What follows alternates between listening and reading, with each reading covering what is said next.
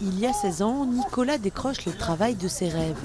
Atteint du syndrome d'Asperger, une forme particulière d'autisme, il est embauché comme soigneur animalier au zoo de Pont-Scorff en Bretagne. Je suis tellement, on va dire, impliqué et investi dans ce que je fais que je suis très content de moi en ce moment. Bon, je m'occupe pas d'autrui, je m'occupe de personne, donc voilà. On va dire que si vous voulez, pour moi, ça me fait ce qu'on appelle une zoothérapie. C'est en fait une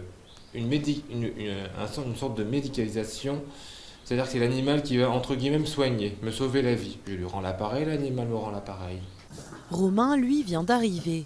Son rôle, pour le moment, préparer les repas des animaux. Et pour chaque tâche, une fiche technique décompose les étapes à suivre, un protocole précis qui l'aide aussi à organiser sa vie personnelle. À 21 ans, il vit désormais seul. Vu que je suis loin de mes parents, ça m'a apporté bien plus d'autonomie déjà. Me débrouiller tout seul, pour beaucoup de choses.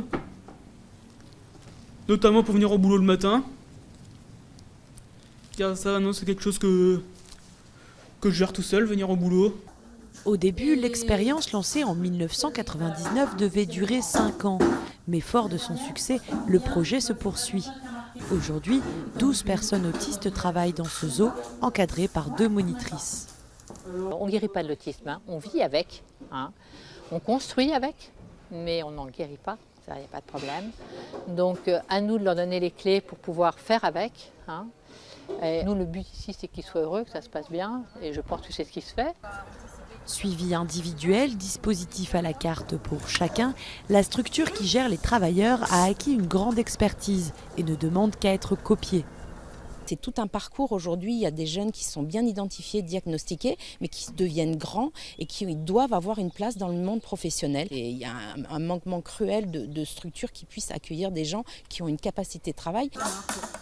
Difficile de chiffrer avec précision le nombre de personnes souffrant de troubles autistiques en France, mais elles seraient entre 300 000 et 600 000 et pour une grande partie exclues du monde du travail.